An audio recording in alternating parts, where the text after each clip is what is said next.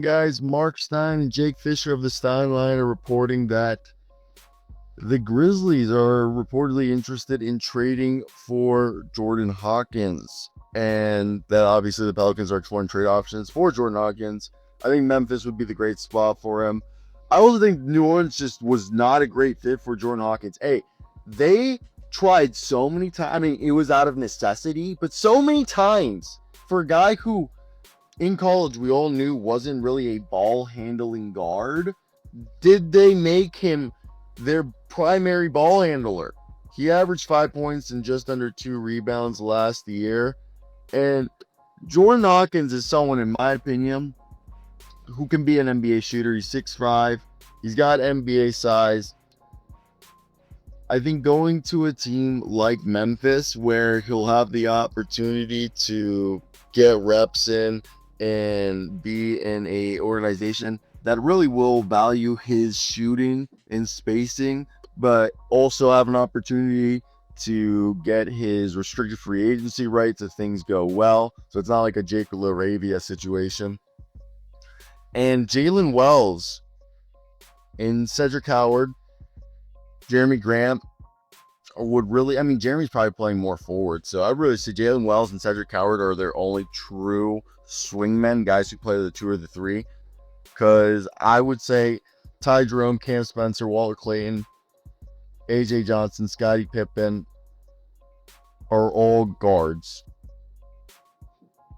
I wonder if Contavious Caldwell-Pope stays on the team. If he does, he's one of the 3 guys, that including Wells and Howard, who can play the 2 or the 3. I guess Richie Saunders could be 2, and Jemai Meshack can do the same. But to me, I think you look at the rest of the team, Omax, Chris Murray, Kareem Lopez, Jeremy Grant are all more combo forwards playing the 3-4.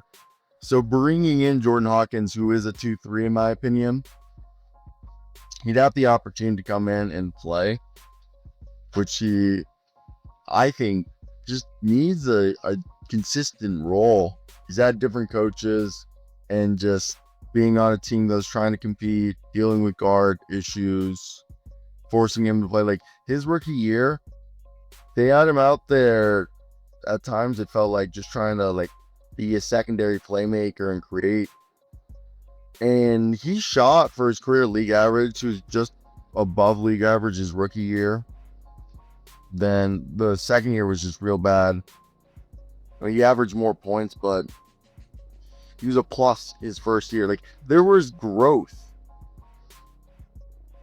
as a guy who, I think, if you're looking at someone to give you like 8 points, 10 points, like I think Jordan can do it.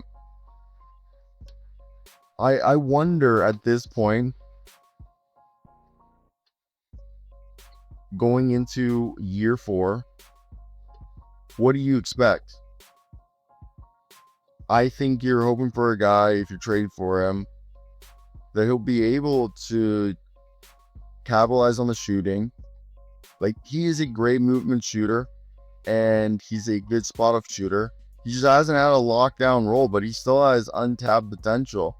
I think a team like Memphis makes sense. In year 2, efficiency wise, it wasn't there, and they were just having to go out there, but he's great off the ball.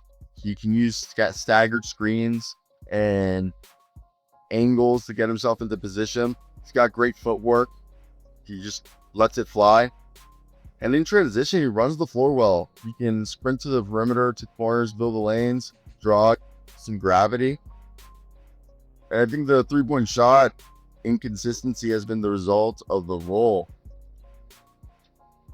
He has like some ball handling ability, but it's not like he's great enough to create separation, nor can he get to the rim.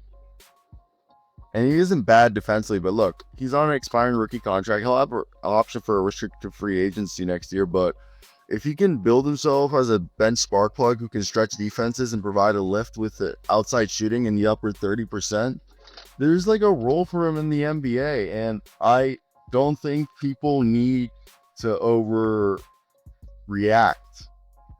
Now, yeah, if I'm Memphis, I'll take flyer on Jordan Hawkins.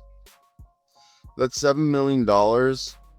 I know they need to get rid of some players on their roster. Memphis, because they have too many. I wonder if they end up sending. I know they're about to buy out D'Angelo Russell. That's the expectation there. But could they end up getting rid of a Chris Murray? Could they end up getting rid of a G.G. Jackson or somebody? Like, who would you trade, or would you give up like a second round pick for Jordan Hawkins? Which I think is like quite possible. Man, when I look at this, is it possible do you give up Ty Jerome? But I think you want to keep Ty, unless you feel like, I think you'd keep Ty. I really would love to see if it ends up being like a Contavious Caldwell-Pope. You could coax the Pelicans into taking. You could do Chris Murray if it's Chris Murray and G.G. Jackson. Could be one. If you wanted to do something like that, that would end up being 7.7, and he makes like $7 million. So it actually would be a great. And like the Pelicans could still take on a few contracts, and there's two guys. Chris Murray gives them some depth in the wing position, and Gigi gives them some depth in the front court. I don't think that's like an awful deal. I don't know. I mean, yeah, like it's just like when you look at that, I just think Jordan's a guy who's just not gotten the best of an opportunity in the NBA due to the fact that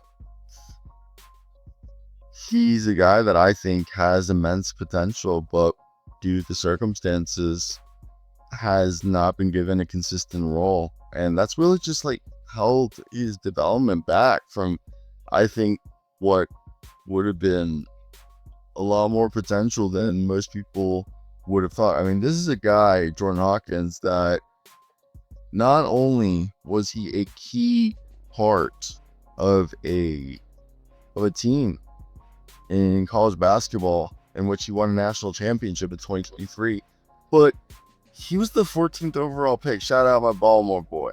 But like, he's a guy who was the 14th pick of draft, a lottery pick, a guy who a lot of people would agree that we all thought had immense potential in college. He was a guy who played 2 years of college ball, and in his second year was a 38% three-point shooter, like 16 points a night. And he's only 24. He's played 3 years of ball. I think he should get another shot somewhere.